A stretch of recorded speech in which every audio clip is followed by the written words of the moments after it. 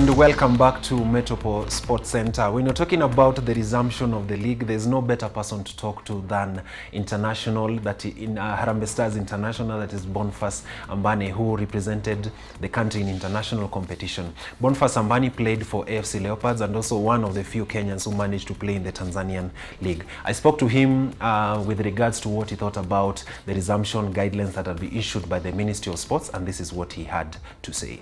Probably I'd like to understand, were you impressed by how the players' welfare was taken care of during this period?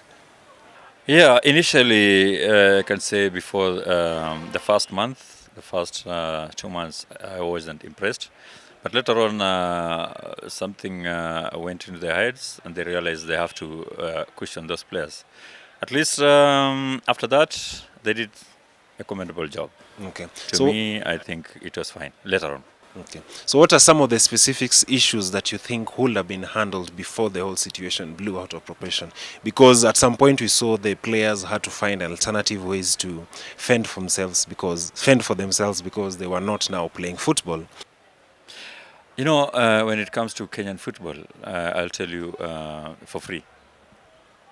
When it comes to sponsorship deals, we don't have, most of these clubs don't have sponsors.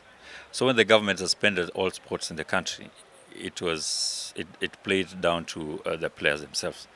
They had nothing, completely nothing to lean on. So I think the government delayed into cushioning it. But I cannot maybe blame them. Maybe they thought it's something that's going to last only for a few days, then we return to normal. But at the end of the day, it took quite a long time to get back to normal. Up to this moment, we are not even back there. So, but at least it's good enough. They realized their mistake and they came in, they chipped in. They did the best. To me, if there's any player maybe who is complaining, maybe whatever, the little they gave out. They couldn't actually give out much, but the little they gave out, at least was able to cushion most of those players. Because you're trying to imagine, they were catering for all, most of the top players in the country. That's the national NSL, the NSL side, and the KPL side. So to cushion those players, and not only the KPL side, also the women's league, and other sports. So to me, at least the little they were able to give out, it went down well. Mm-hmm. Okay. So I think at the center of the government offering support to players, it boils down to the sponsorship of the relevant clubs in Kenya. So what do you think the managers of these respective clubs are not doing right to attract sponsors to the game? It's always about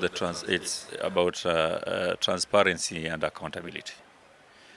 Most of the clubs, they've never been transparent with everything. If you ask any club right now to give you any financial report for the past maybe 2-3 years. There's no club that will give it to. I think that's why most sponsors are trying to shy away. Because whatever they bring to the club, actually, it's not even used to the club. The officials, the top management officials, most of them, they benefit themselves with that money. That money is supposed to benefit the players. It's supposed to trickle down up to the players. But you get that most of that amount does not even go to players. You just get maybe 10% only. Out of the whole amount that was given, maybe only 10% gets to the players. I think that's why most of these companies around, they're trying to shy away. We have so many corporate firms that will like to come in and sponsor Kenyan clubs. But now, that accountability, the transparency into using whatever they're being given, it's not there. And it has not been there. That's why even our national team, Harambee Stars, is struggling. The other day, it has been in the media. The other day, Harambee Stars was given money by the government to go to AFCON. They never accounted for that money. So those are some of the things that they are making Kenyan football to be in the sorry state that it is at the moment. And in terms of the performance of the Harambee Stars, if you look at the scope of players that we have a lot of talent in Kenya. But when we step outside the country, probably we do not perform to the level that we expected to perform. You've had the opportunity to play for local league and internationally. What, looking back at how the team is playing right now, what are some of the aspects that you think they need to change to improve their style of play? Actually, when we talk about the national team, when you call players to the national team, the first thing you must be ready to pay them their allowances. They're not even supposed to be complaining about the allowances. I think you have seen teams like Super Eagles of Nigeria fighting with their officials because of match allowances. But when the issue of match allowances and everything is settled, the players just do the best on the pitch. Because you have to pay them at the end of the day. Yeah, they're giving you a service. And when they give you that service, what you're supposed to do, you're supposed to pay them. Yeah. There's so many things, yeah, that also affect the national team.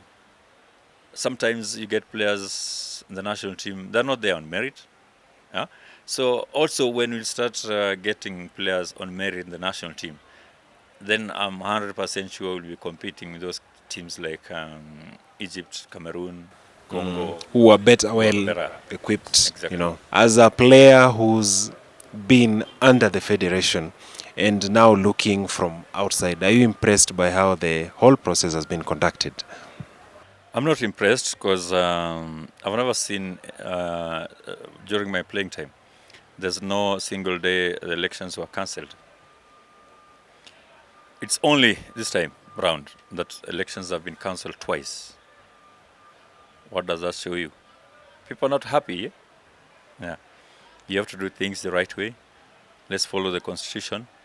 I just saw in today's paper Samuel Maraga say you have to follow the constitution. Yeah.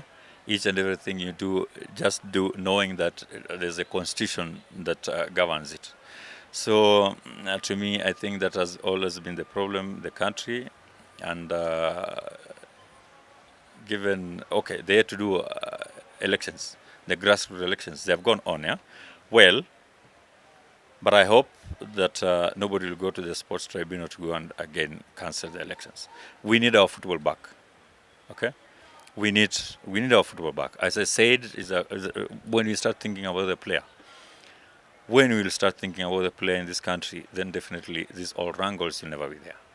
But because most of those guys who are in football, they only think about themselves. That's why you see we have all these problems that arise each and every day.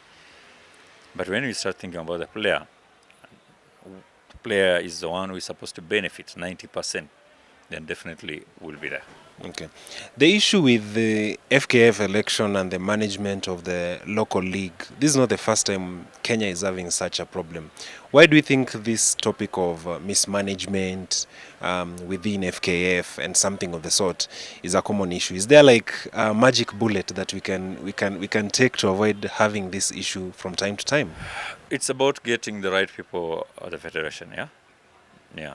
And it's about also, to me, it's high time you have to change the constitution of the federation. Because I look at it, the delegates are the ones who usually vote. And when you get delegates from just any club in the country, they are coming to vote. There's a lot of room for manipulation. And that room that has been given to those guys, to those delegates, it's what's ailing our football. Because most of those guys will come to vote. 90%, they do not even understand the way football is supposed to be run. Yeah? You get a guy, for example, there are guys who have registered clubs. And those clubs do not even participate in any league in this country. But when it comes to election time, those clubs spring up. You go to the list and then start wondering where I've never seen this club, but it's there. It's existing, and then you find that some of those guys are the ones who are going to vote, and because these guys they know the system very well. They'll take those delegates to Mombasa, to the coast, Mombasa, give them everything that they want, give them allowances. When they come back, they'll just vote him. You come with your ideas, the best ever, but because you do not have the money to give them, to put them in their pockets, or to take them to holidays, then they'll not even give you that vote. So I think the whole system just has to change. Amina gave directives on the resumption of sports in the country.